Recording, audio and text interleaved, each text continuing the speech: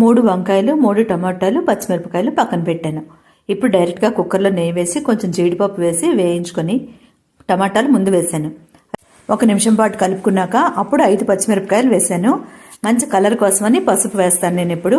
ఇవన్నీ కూడా బాగా 2 నిమిషాలు మగ్గించుకున్నాక అప్పుడు వంకాయలు కట్ చేసి వేశాను. ఇవన్నీ కూడా బాగా కలుపుకున్నాక ధనియాల పొడి, బిర్యానీ మసాలా వేశాను. కొంచెమే వేశానులేండి, ఎక్కువ వేయలేదు.